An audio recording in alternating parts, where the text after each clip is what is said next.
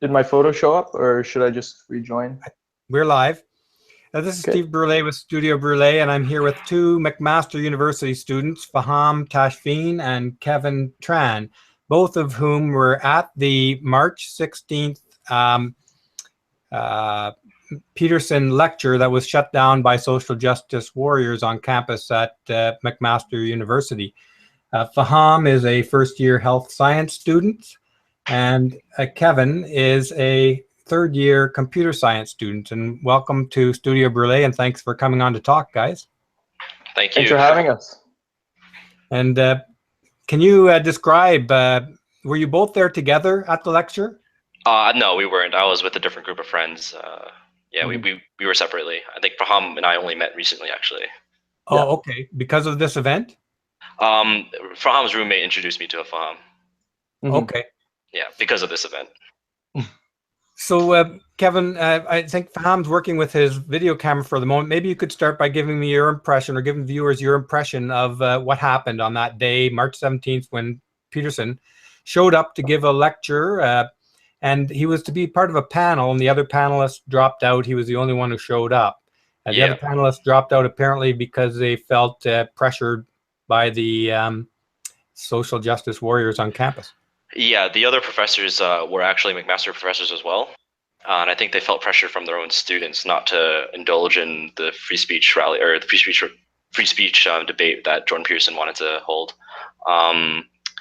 The event was kind of poorly organized in the sense that everybody just like stormed in, and that's what allowed the social justice warrior types to like come in after.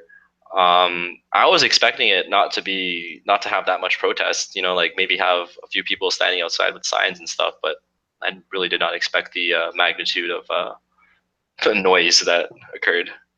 It was pretty big, and there was a little kerfuffle inside the lecture room that showed up in one of the videos as well. I think a video that Fahaam took.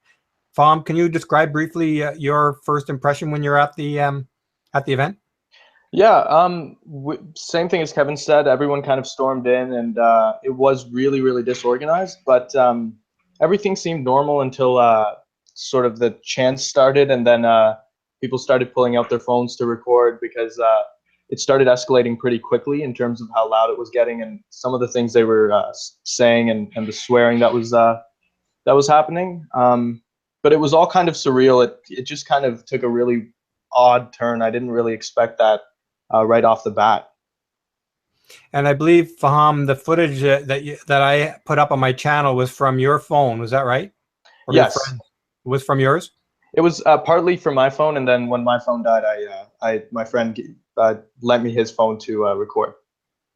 And the little scuffle we saw off on the side, was that just one you captured, or was that basically the extent of the physicality at the event? There were a few here and there for sure. That was one that I captured, but I wish I'd had multiple camera angles of different ones, because there were quite a few altercations where they became a little physical. It's like pushing and shoving style of stuff, right? Yeah, exactly. Was anybody hurt at the event that you know of? No, I don't think so. Yeah, I didn't. Yeah, I didn't see anything. I heard a couple of people here and there, but I definitely didn't. I can't be sure that anyone was actually hurt. And at the beginning, did Peterson get a chance to talk at all, or did they basically shut him down as soon as he got there? As soon as he got into the room, but there weren't any protests. The moment he sat down, then he opened his mouth, and then somebody asked, why do you hate trans people? And then after that, somebody blew an air horn, and then it all went downhill from there. And then you just couldn't hear Peterson talk after that. Yeah, we saw that on the video too. And how long did it take before Peterson went outside? And he did deliver some kind of a talk outside. Fahaam, you've got a real echo. You have to shut off one of the microphones. Just mute one of them. Or actually, I may be able to do it from here. Okay. I think it's good now. You're good? Be good. Yeah. Okay, yeah. Great. Perfect. Sorry about that. Yeah, no problem. Your audio on the other mic, I think, was a little bit better. Whichever one you were first using was a little clearer, I think. If you can switch over to that one. Are you with us?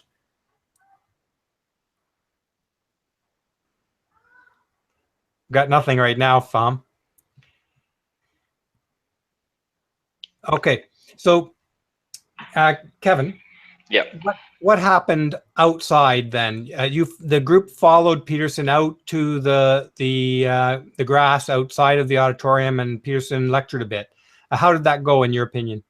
For the first like 5 minutes, the things that he was saying were just like amazing, right? Like the way he speaks and the way he like iterates his opinions and his viewpoints are just so well articulated that it just felt like it was such a shame that so many people that were there to listen to him speak were being drowned out by the noise that was outside. But for that like 10 minutes where they didn't catch up to the rest of the group that were outside, a lot of what he said was making sense. You know, the way that these social justice warrior types are trying to tear down the power structures, and how all this talk about transgender equality and stuff is just a blanket to hide what it really is, which is neo-Marxism and stuff like that.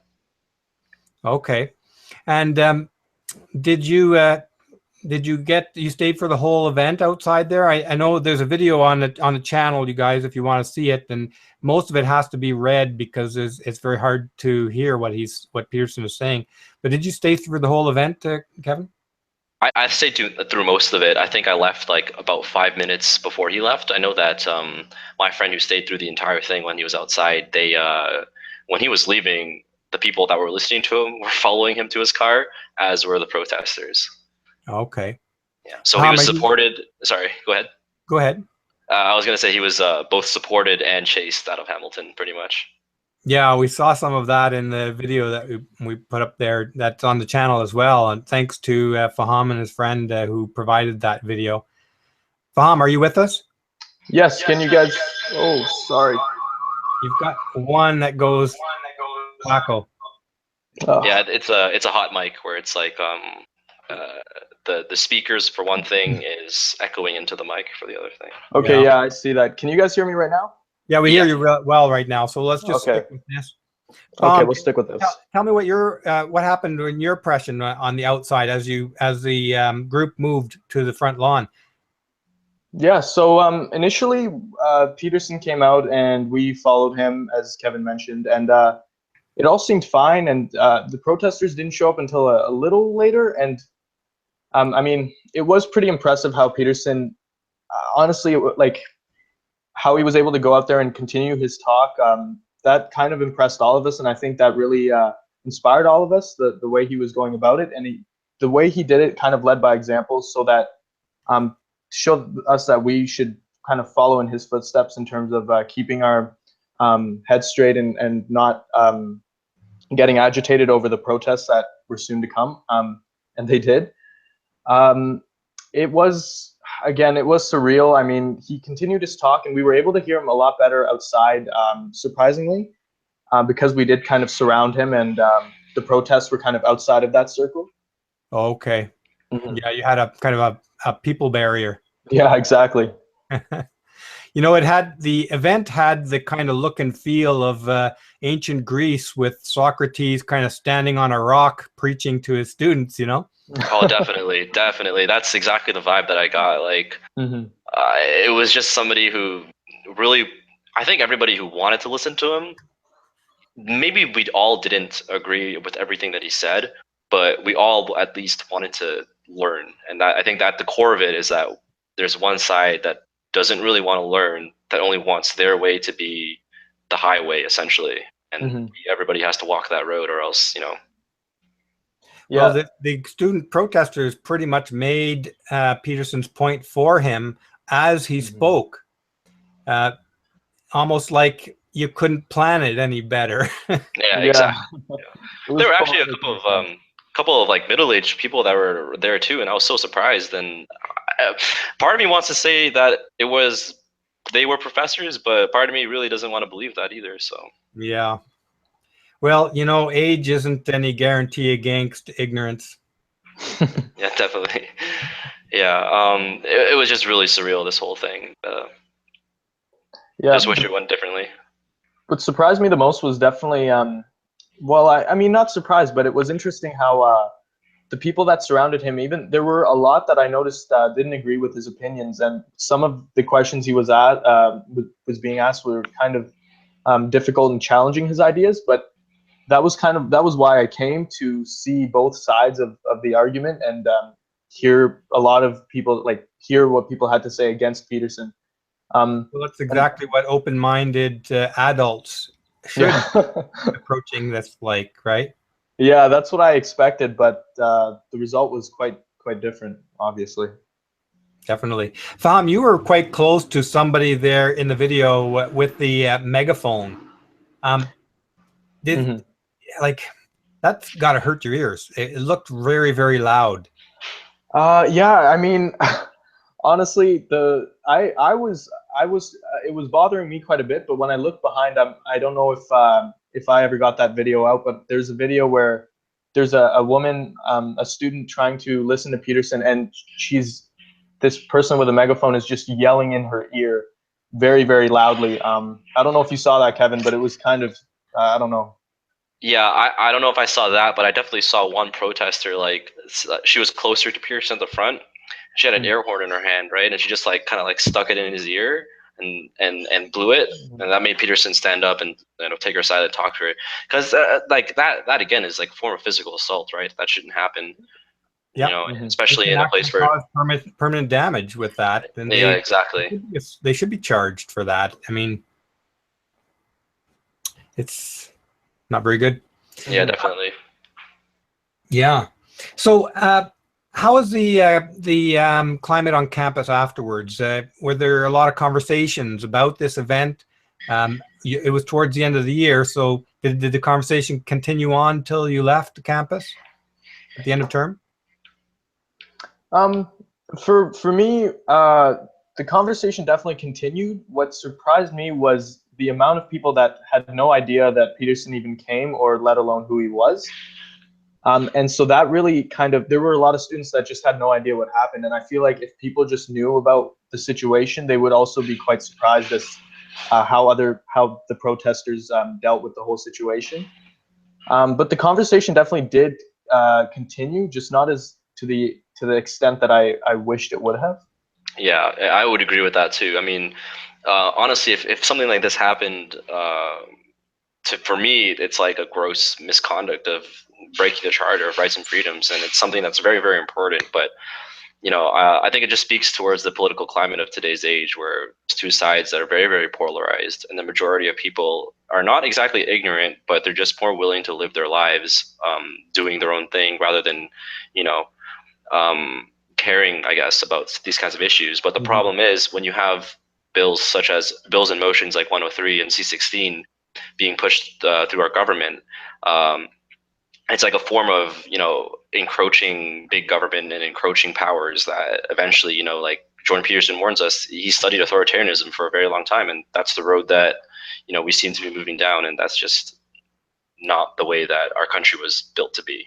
Kevin, can you quickly describe those Bill C16 and 103 for the audience, keeping in mind that many in the audience are not from Canada? So Bill 616 was an act to amend the Canadian Human Rights Act and the Criminal Code, and essentially what it did was it adds gender identity and gender expressions to the list of prohibited grounds of discrimination. And that sounds good on paper, and I do agree that there shouldn't be discrimination in that kind of sense, but there are issues with that. But let me continue with Motion 103. What Motion 103 did was it called for the federal government to decry acts of Islamophobia, and also to tell the Canadian government to move forward on bills and policies and make a group of people to attend acts of Islamophobia within Canada. And that's also problematic in itself as well, because Islamophobia is, again, ill-defined. Right.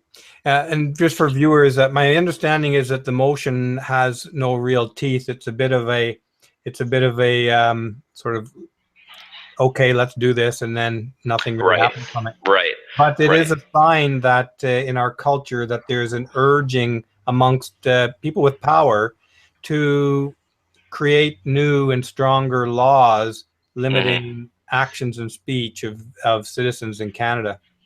Right. I believe some There was like a newspaper that posted a poll that I believe more than 50% of Canadians, I believe it was 60 or something like that, would have been against Motion 103, should have been left to the Canadian people to vote for it. But the people in power just want to look good and get votes. So, you know. Right. And Fahaam, you're in health sciences. Have you seen much influence of these kind of Marxist feminist ideologies in the health science courses and community that you've been involved with this year? Honestly, it hasn't presented itself too much, but there have been definitely instances, especially after Peterson came to campus, where people started talking about it and about what happened. And there were a surprising amount of students that that had very anti-free speech opinions, saying that, oh, well, okay, I'm all for free speech, but they didn't even know, like they hadn't heard Jordan Peterson speak before, and they'd say things like, oh, I'm all for free speech, but I'm totally against hate speech, and Peterson shouldn't be allowed to speak, and that's what happened was right. He shouldn't have been on campus in the first place. And so that was really interesting. If you haven't even heard him speak, how can you even say that his opinions are of hate speech? So there's a lot of that. I feel like it's just ignorance, but. And that was after the event happened on campus. Yes. Would you say that pretty much all students on campus were aware of this event? I don't think so. Kevin, how did you feel? No, I definitely don't think so. Like I said, it just speaks more to the political climate where the people that, like social justice warrior types, like, you know, the left and the right, they're people that want to speak about these issues, but then I believe that the vast majority of people either don't care or just want to be living their lives without the influence of government or the influence of other people. And what we see isn't exactly, in my opinion, people that are being ignorant. It's just people that aren't really fully realizing that our government is encroaching more and more on our rights than You mean doing the their silent people? The silent exactly. people. Yeah. Right. Yeah. How Not that they're much? ignorant. I'm sorry. So how much of the campus body do you think is politically active on one side or the other of these issues? I would say 30%. 30%. Yeah. It's higher than I would have thought. Yeah. As in 15 on 15 for their side. And then the rest of them are just trying to get their degree and stuff like that. They've got their heads down. They just want out of there with a degree. Exactly. Right. Now you're in, Kevin, you're in computer science third year, which is arguably one of the more rigorously rational pursuits on campus, among all the other sciences, I suppose. Yeah. Have you seen any indication of these kinds of authoritarian, PC, feminist, Marxist influence in your program over the last 3 years? In my courses that are specifically for computer science and programming, definitely not. The only reason why is because there is no room for that, or there's no need for that, in a sense. Like, either your answers are right or you're wrong. Either your solution or your algorithms are right or they're wrong. It's not like a question for debate or anything like that. However, what I do see, and I think, is more of a kind of background thing where it's like I feel like I'm more afraid to voice my ideas. And also I feel like there's a push within the administration of the schools to push for like more girls to be in these kinds of fields, which is a good thing. Don't get me wrong, right?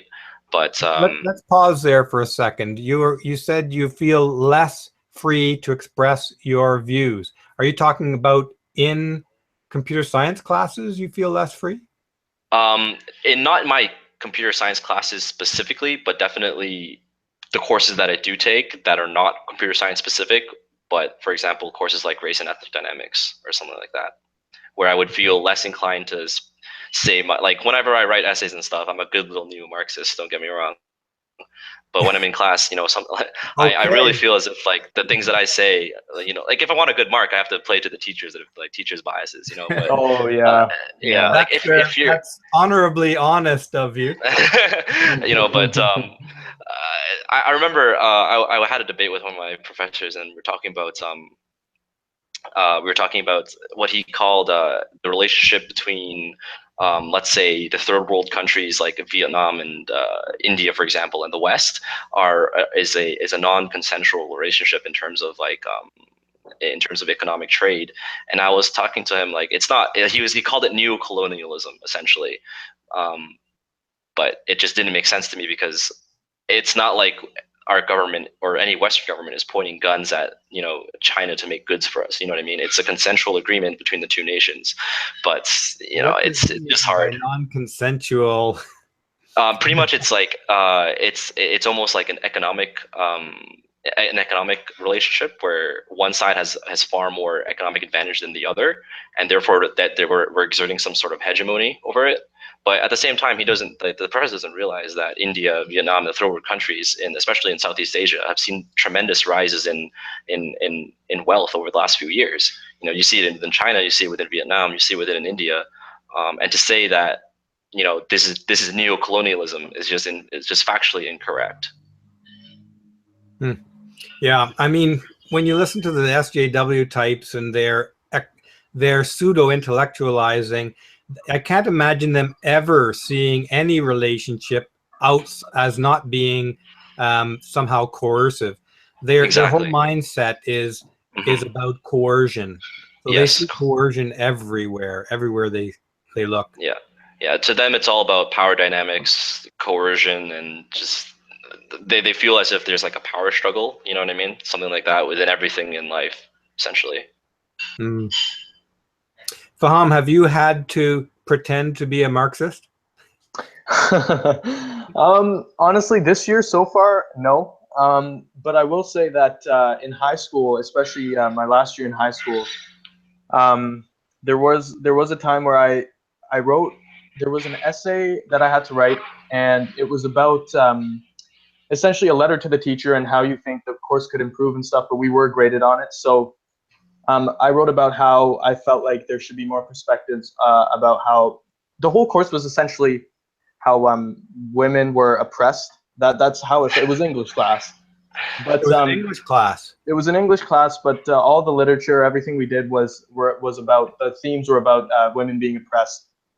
And so I wrote the essay I wrote to her was about how we should get maybe the other side, how men also experience a lot of issues that we just didn't discuss in class, and it was really, really one-sided throughout the whole year. So I was marked, and I didn't get too good of a grade on it, and I felt like it was definitely because of my opinion. Because the next year I was in English class. That was in grade 11. In grade 12, I had English class, and for my final essay, I wrote. I basically just talked about how feminism, like I basically wrote everything the teacher wanted to hear, and I didn't agree with anything I wrote, but I got a very good grade on that essay, like a 20% increase in marks there. So classic. Yeah. So yeah. That's sad. I mean, it's sad. It's humorous, but it's sad. Yeah, definitely, absolutely. Because that is what they're encouraging in you is to self-censor, which is funny and humorous in a way, as long as you understand what you're doing. But the danger in this is for a lot of people that they self-censor in this small way at the beginning, but it gets bigger and bigger ways until you don't really realizing you're self-censoring yourself and spewing out lies anymore, and you become a fully indoctrinated Borg monster of the feminist Borg. Yeah, the hardest thing this year has definitely been just trying to express myself, regardless of what the popular opinion is, and that's definitely one of the hardest thing to do on campuses, regardless of who you're speaking to, because the majority are very intolerant. Well, you guys, I'm sure you two know this, but you should also encourage this in your friends that you have to really hold on to that tightly. That what you're describing there is your individuality. That is what it is, and it may your view and your opinions and stuff may change over your life, and they likely will. But if you're not selfishly holding on to your own point of view, you'll lose it, and that's a kind of psychological mental illness that you can fall into. I don't think you're in the danger of that, but a lot of people are. Yeah, I know exactly what you mean by that. It's like the problem with today's media and stuff, especially since you can choose exactly who you want to follow and what you want to see. What ends up happening is that you end up like becoming in this echo chamber where it's like people are just reaffirming your ideas or your viewpoints or your perspectives, and you don't really get anything done, right? So what I like to do personally is like I always I personally I'm on the right, but at the same time I like debating and I like talking to and I like listening to videos or people on the left side of the spectrum. And the reason why is because that's what democracy is, right? That's what needs to happen in the dialogue, and not talking to people, shouting over people, and shutting down the discussion, shutting down the free speech debate. Like that's just not what's supposed to happen in our Western society. It's not the values that we built this country on. And dialogue is exactly the theme that Peterson is hammering on at McMaster. The importance of a dialogue, because once one group shuts the dialogue down, you're pushing along the road towards violence, and sometimes very severe, escalated violence. Yeah, I don't know if you've heard about the in Berkeley. I think there was like a riot between some group called the Antifa or something like that, and Yeah. yeah, and those streets just looked like the Arab Spring back in 2004, 2008, rather than the street of America. You know what I mean? But And it's heating up. It's getting worse. exactly, yeah, exactly. That's where the danger is, really. Definitely. Are you both going back to McMaster next year? Yes. What do you think? Is this storm over, or is it just starting? Oh man, I think it's honestly, I mean, this was one event, and I think it's just starting because I don't think there was a lot of. First of all, I don't think enough people found out about the event or what even happened. And secondly, I feel like McMaster really sort of not encouraged, but it was a sort of an indirect, indirectly encouraging what happened, the shutting down of his speech. And so I don't think it's even close to being over, let alone I feel like it's just beginning. Yeah, I would agree with that sentiment too. Like, I think that the thing that I'm afraid of most is just had this kind of thing bleeding out into the government, where our rights become encroached upon and more motions get passed, like 103 and C-16. Yeah, I suspect we haven't seen the end of the push, the legislative push in Canada, certainly. Yeah, so, go ahead. Sorry. No, you go ahead.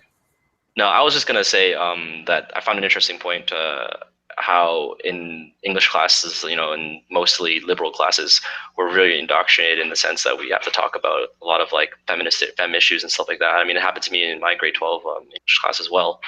And I always felt like as if this is like kind of counterproductive in the sense that this kind of like victimization culture of women in the West, you know what I mean? Like, you are going to be raped. You're going to make less than men, et cetera, et cetera. Instead of empowering women and telling them that, life isn't the same as being a man. Of course not. But at the same time, you do have exactly the same equal opportunities as anybody else does. And in many cases, women have many benefits that men don't have. Yeah, definitely. And that's why I have such a problem when, whether you're a meninist or a feminist. I mean, I don't classify myself as either, but I look at those separate issues specifically. You know what I mean? And it's just to say that women are oppressed in the West is, in my opinion, a fallacy. Yeah. I don't think you're going to find anyone on this channel arguing with that. You guys are both, like, feminists try to claim that virtually every identifiable group, whether you identify it by eyelash color or length of your ears, every group is a victim except white men. Now, this is a little sensitive here, but you guys are not white men. Have you? Right. No. Your one? Last time I checked. Has that made any difference? Like, when you, or if you've approached any feminist groups or they've approached you, is this how's that play out? Fahaam, you're from the Middle East, Pakistan. Your background, your parents, and Kevin, are your parents are from Canada? Are you born in Canada or? I was born in Canada, and my parents are Vietnamese immigrants. Vietnamese, okay. Yeah. So neither one of you fit in the target group. Although all men are targeted, I think. Yeah, definitely. Have a special hatred for white men. Has it played out in any way in your studies or campus life? Well, go ahead. No, go ahead. No, I was just gonna say, I think that if anything, it gives me more of like an advantage in the sense that I am allowed to speak about minority issues or something like that. You know what I mean? Where it's just like if you're straight and you're white and you're a man, you know, you can't talk about these things, right? You know what I mean? But whereas I feel like I can talk about things like I can say that, you know, the liberal welfare state it has affected African Americans more than slavery has. You know, like I could like, and I don't feel like there's a societal pressure, you know, this sort of like white guilt kind of thing, right? And I feel like I know, like Professor Peterson, and I think a few other psychologists have reported cases of, you know, straight white men coming to them and saying that, you know, I feel guilty for being white, and that in itself is racist. Like that's just racist. Yeah, it's essentially that's the definition of racism. Yeah, and from my experience, well, first of all, there's two things. One is that yes, there's definitely an advantage when it comes to me talking about certain issues, and it's scary to me because I have friends. I have all kinds of friends. I have friends that are foreign immigrants, and I also have friends that are white men. And the scariest thing is when I see one of my friends or just a white male being shut down just because of the color of his skin and who he is. And the advantage that I get is, and people get taken aback, especially when I start having opinions that they wouldn't necessarily expect, because like there was a point where someone was talking about Islamophobia and talking about suppressing basically all kinds of any dialogue that had to do with, okay, well, maybe we should take a look at this kind of thing. And my background, my whole family is Muslim, but I'm totally for, you know, it's kind of, yeah, I'm totally for, if you're going, like, you can criticize a religion, there's nothing wrong with that. And when I say that, I get people, they can't just say, oh, well, you wouldn't understand, you have the background to be, you know, sort of saying this kind of thing.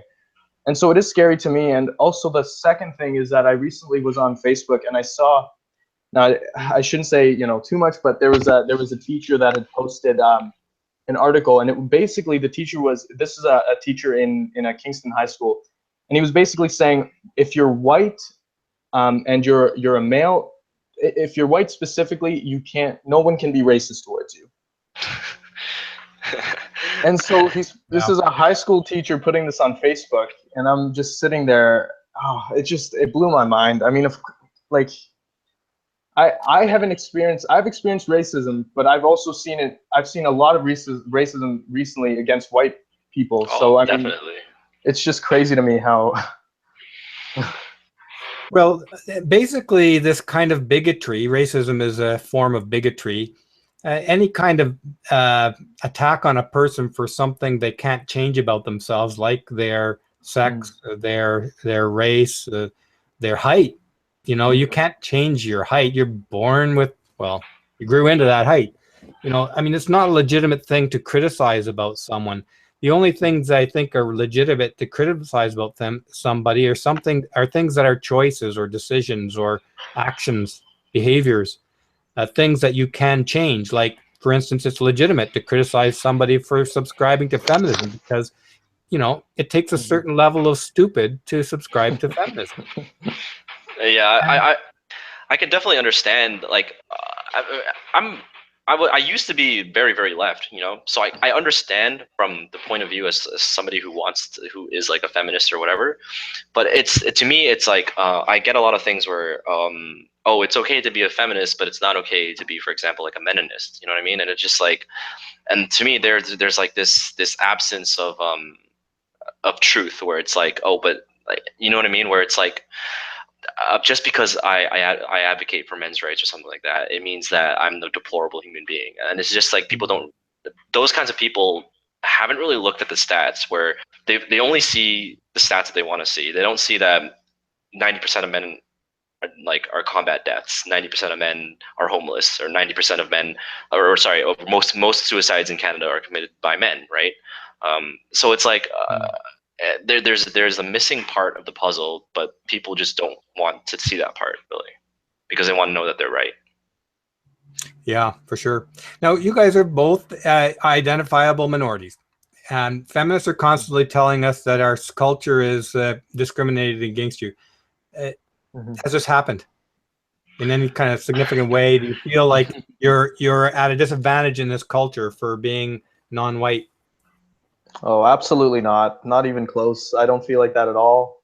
I definitely feel like, if anything, I feel empowered. Like I feel like I do have an advantage, especially over my like white colleagues. And it's, I don't know. It's, yeah, I just don't feel that. And like they love to say stuff like that, but they never get perspectives from people like us. So yeah, I know exactly. I'm applying to internships and co-op jobs and stuff, and I remember most of the stuff that I've applied to, there's always this like one section that's, are you a visible minority? You know what I mean? So it's like, if I say yes, I get a higher chance at a job. Is that what's going on here? You know what I mean? So basically, yeah. yeah, so it's like I don't see how, like, definitely I've encountered people that are racist. You know what I mean? Like people, like weird people in downtown where they just call me like, a chink or whatever, right?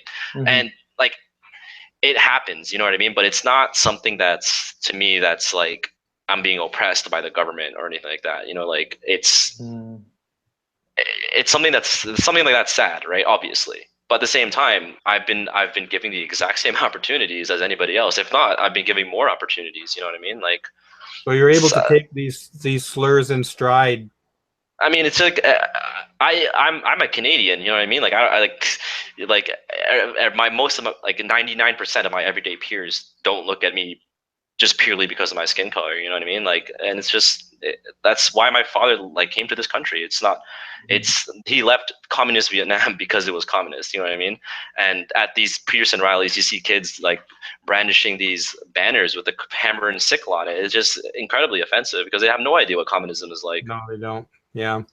Yep, and I've since moving to like I moved to Canada when I was very young, and I've lived here for a long time. But I've definitely gotten my fair share of racial slurs too. But the thing is that like I see that and I say, okay, yeah, that's fine. I mean, this person feels a certain way. That's not even a big deal because I have 100 other people that are on my side and enjoy my company. But the thing that I see now is that if someone was to be racist towards a white person and one of my white friends, that person can't really do anything, especially if it's something where it's like, oh, white people, you're not allowed to have an opinion on this because you just wouldn't understand, you're privileged, that sort of thing.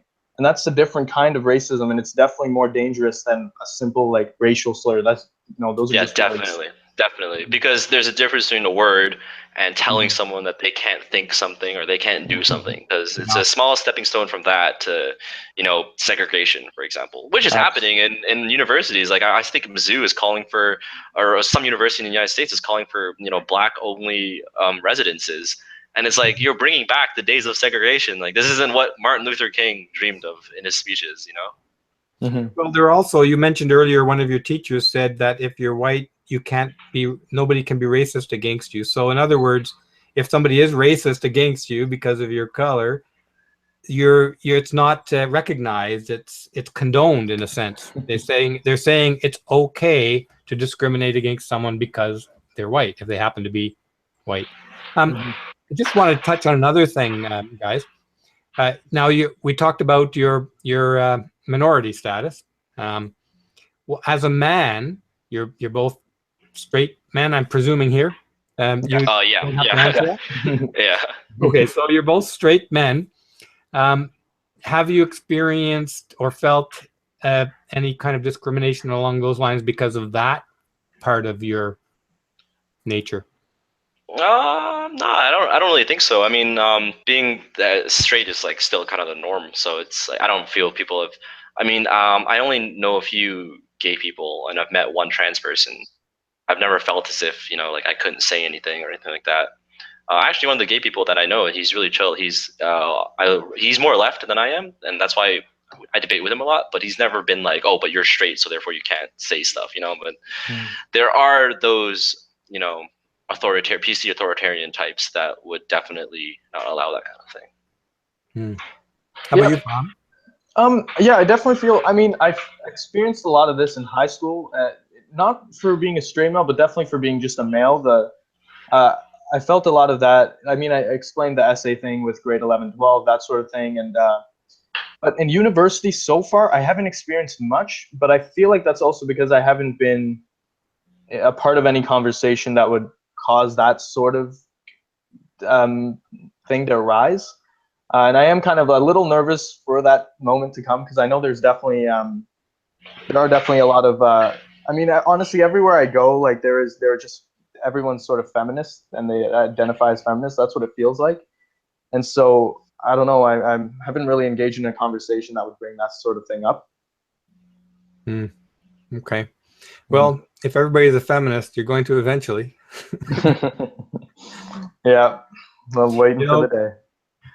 Fahaam, for viewers out there, Fahaam is a good friend of my son. I think you're best friends in high school, and probably still best friends today. Yep. I was at my son's graduation. It was a year ago now, I guess, high school graduation. There had to be about 125 awards at the graduation. Oh my God, really? An hour and a half. There was an award for the best makeup. No, I'm just joking, but there was an award for, it seemed like everything you did. If you picked up the pencil properly, you got a reward. Yeah. About 123 of those awards went to girls. Wow! Oh, wow! Did you find anything in your graduation? I will say no, not in mine, but I do want to point out that the high school teacher I did mention went to Phillips High School. So now this was the one that gave you a bad mark for not repeating. No, sorry.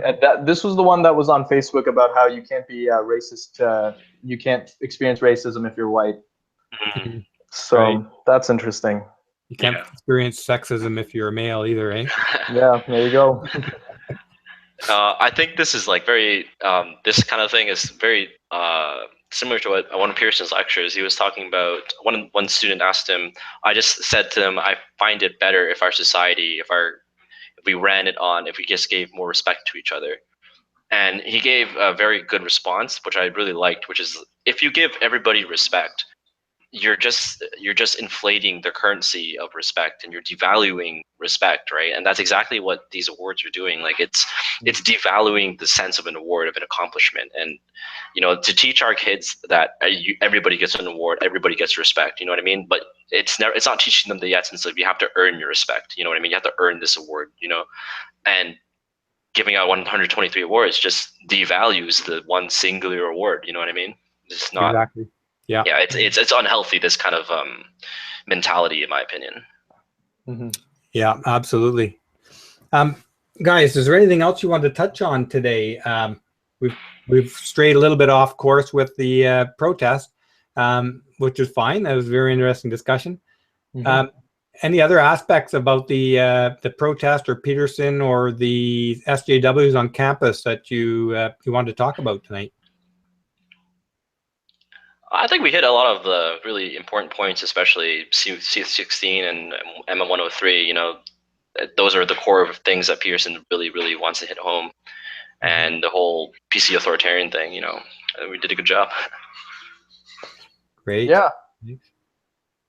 Fahaam, there was one thing you had mentioned some time ago about posters on campus. Oh, yes. Yeah. What was the story behind that? Oh, this is really, I wish I had the picture to put up there, but basically walking around campus, there were an abundance of posters that basically mentioned, it said something about, it was anti-alt-right or something. The alt-right is a hate group, blah, blah, blah. But one of the interesting points was it said on the poster, it said alt-right views should not be tolerated on campus and should not even be open for discussion. So, I mean, that's just clearly completely just against free speech. And I thought that was really, really interesting to see that all over campus. It was honestly everywhere. I don't know if Kevin, you saw these posters, but Was it the one where it's like Jordan Peterson's face and he's all it's all like a caricature of him? 'Cause I'm not sure if no, this was a different one much before he came. But I saw this all over campus, and it was, I didn't even know what to think. I mean, I didn't see it. Yeah. So. Well, it's very reminiscent of the organization's, say, the organized response to prevent men's groups in general from forming at universities like Ryerson University. They tried to de-ratify the one at Queen's, at U of T. So it had a lot of difficult times getting. There's a concerted effort to shut out certain groups, and men in general is one of those groups.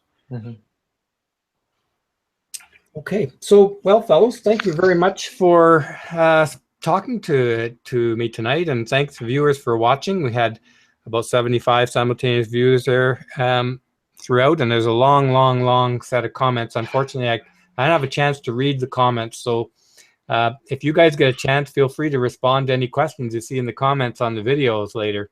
For sure, definitely. yeah. Thank you for having us. Do you know where this video is by any chance? Just so I can check it out. It'll be on Studio Brule. Perfect. Channel, the same where you saw the Flamingo file on this protest that was published today. Awesome. Thanks for having me. Yep. Thanks, guys. Thank you very much. Good night. Have a good night.